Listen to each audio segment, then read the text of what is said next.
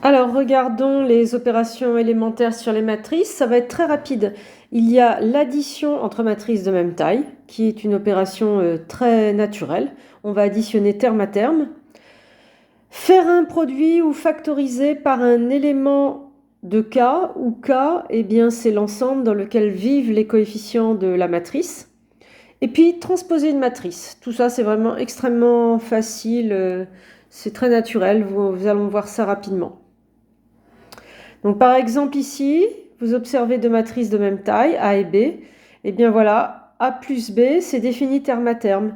C'est-à-dire que le terme en ligne 1, colonne 1 de A s'additionne avec le terme en ligne 1 et colonne 1 de B. 1 plus moins 1, 0. 2 plus 10, 12, etc. Et donc j'ai fait apparaître des 12 parce que c'est moi qui fais la vidéo. Donc je me suis fait plaisir. J'ai déclaré une autre matrice. Vous observez qu'elle est carrée de taille 2. Et donc, vous ne pouvez pas faire une addition entre A et C. Ça n'a aucun sens. Donc, tout est très naturel. Concernant la multiplication par un scalaire, eh bien, vous voyez, il n'y a pas obligation de dire qu'elle est définie. C'est des opérations qui vont être très naturelles, donc on ne passera pas de temps à expliquer que c'est défini. Là, je l'ai mis parce que c'est un premier contact pour ceux qui n'ont pas fait Math Expert. Mais en vérité, A, on observe facilement qu'elle est dans M de 4 de C, de ligne 4 colonnes. Et donc, il n'y a pas de difficulté pour faire IA. J'obtiendrai une matrice qui vit elle aussi dans M de 4 de C. Donc IA, ça va être une multiplication terme à terme. Tous les coefficients de la matrice A, on va les multiplier par I. Donc concrètement, vous obtenez ici I fois I carré moins 1. Ensuite, I fois 0, 0. I fois 1 plus I moins 1.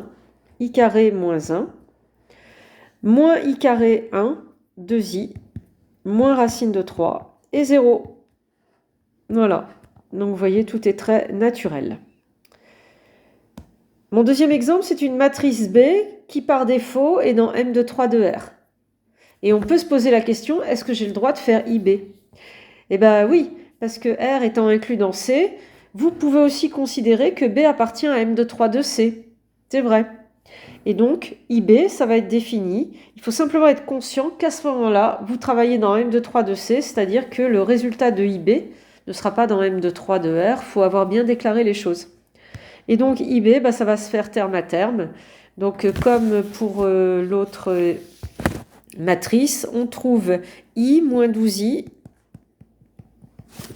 2I. Et puis, en deuxième ligne, on va trouver 0, 6i et moins 7i. J'ai dit qu'on pouvait faire des produits et du coup on peut aussi factoriser par des coefficients et c'est d'ailleurs l'intérêt principal. Il vaudra mieux garder les nombres en facteurs que de les rentrer dans la matrice quand on fait des calculs plus compliqués. Par exemple, quand on va faire des puissances de matrice, s'il y a un coefficient devant la matrice, c'est mieux de le laisser devant que de le distribuer partout dans les coefficients. Donc là, typiquement, je vous ai proposé cette matrice A. Eh bien, il y a une factorisation évidente par 12. Et on va écrire que A, c'est 12 fois la matrice ABCD. Pour B, il y a de nouveau une factorisation évidente par 12. 12, 3, moins 1, moins 2, I, 10. Autre exemple de calcul élémentaire. Il ne faut pas que vous ayez l'habitude d'écrire vos matrices sous forme de tableau forcément, ce que j'appelle en expansion. Parfois, garder le nom, c'est un peu comme avec les complexes. Si on peut garder le nom, ça évite d'écrire un tableau, c'est plus rapide. Donc typiquement, si je veux calculer A moins 5I2, là, je n'ai pas le choix. Je vais prendre l'initiative d'écrire A en expansion, et I2, c'est la matrice identité. Je l'écris, et puis je fais mes calculs terme à terme. 1 moins 5 moins 4, moins 3 moins 5 fois 0 moins 3, 0 moins 5 fois 0, 0. Et puis 5 moins 5 fois 1, 0. Et donc, vous voyez, vous n'avez pas à me détailler ici, à me rentrer le 5 dans le tableau. Vous faites votre calcul terme à terme. Pour la question B, déterminer une matrice B telle que A égale 3B moins 2I2. Et bien là, j'observe que la matrice B cherchée, elle est forcément carrée de taille 2 elle aussi, sinon je ne pourrais pas faire les opérations. Et vous voyez, je n'ai pas pris l'initiative de reformuler sous forme de tableau la matrice A ou la matrice B cherchée.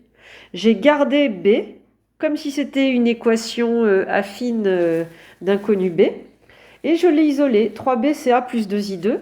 Je gagne du temps par rapport à un mauvais réflexe où j'aurais écrit en tableau. Et là par contre, je veux que vous fassiez gaffe. Vous n'avez pas le droit de diviser une matrice par un nombre, c'est-à-dire que ça, vous n'avez pas le droit de l'écrire. On n'a pas le droit de diviser une matrice par un coefficient. Par contre, on a le droit de faire un produit. Donc quel produit je peux faire? Eh bien par un tiers. Donc je peux faire ça. Et le 1 tiers peut se distribuer. B c'est 1 tiers de A plus 2 tiers de I2. Ou alors j'ajoute A avec I2, parce que là maintenant le moment est venu d'écrire en expansion la matrice B. Et donc là vous pouvez garder votre 1 tiers, il est très bien comme ça. Et puis votre matrice A, c'est la matrice 1, moins 3, 0, 5. Et vous voyez que vous lui ajoutez 2 fois la matrice identité. La matrice identité, elle est diagonale avec des 1 sur les colonnes. Donc ça va faire du 3. J'ajoute 2 à la diagonale. Et j'ajoute 2 à la diagonale de A, 7. Voilà. Et donc moi, ça me suffit en termes de calcul. Avoir écrit la matrice B sous forme de tableau trop tôt serait un mauvais réflexe. Pour l'autre question, existe-t-il une matrice diagonale C telle que 2A moins C égale à 0? Eh bien c'est pareil. Si C existe, C elle est égale à 2A. Là j'écris en expansion et je vois que ça ne va pas, C n'est pas diagonale. Et donc, comme c'était la seule possibilité, il n'existe pas de matrice diagonale C telle que 2A moins C égale à 0. Donc, à retenir à la fin de ces exercices, ne pas écrire les matrices en expansion trop vite. Essayez de garder le nom A de tableau le plus longtemps possible, puisqu'on a le droit de faire du calcul avec. Et aussi retenir qu'on ne doit pas diviser des matrices par un coefficient. On multiplie par l'inverse du coef. Alors, la transposer, c'est assez simple. Ici, par exemple, vous observez que A, ça appartient 1, 2, 3, 4. C'est les matrices d'A 5 lignes et 2 colonnes, et par défaut, à coefficient dans R. Eh bien, la transposer, ça consiste à renverser le rôle des lignes et des colonnes. Donc, en fait, transposer, elle va avoir 2 lignes et 5 colonnes. J'ai permuté le rôle des lignes et des colonnes. Et les coefficients vont rester dans R. Donc, concrètement, elle s'écrit comment, cette transposée? Eh bien, la première ligne de la transposée, c'est la première colonne de A. Donc là, vous allez écrire 0, 12, 3, moins 1, et puis 40. Voilà, je renverse le rôle des lignes et des colonnes. Et donc la deuxième ligne de TA, c'est la deuxième colonne de A. Racine de 2, moins pi, 4 cinquièmes, moins 12, 7. Vous voyez, c'est très simple, transposer. Renverser le rôle des lignes et des colonnes. Et donc, si vous avez compris, je peux vous poser ces petites questions élémentaires, de cours. Si A est une matrice à n lignes et p colonnes, qu'est-ce qu'on peut dire de TA? Eh bien, TA, elle a p lignes et n colonnes. Que peut-on dire de la ième ligne de TA? C'est la ième colonne de A. Hein? La transposée d'une matrice ligne, qu'est-ce que c'est? C'est une matrice colonne. La transposée d'une matrice carrée de type n, qu'est-ce qu'on peut en dire? Pas grand-chose. C'est aussi une matrice carrée de type n. Alors je dis pas grand-chose, mais en fait ce sera important quand on verra le produit matriciel. Ça veut dire qu'on peut toujours faire A fois TA dans les matrices de type n.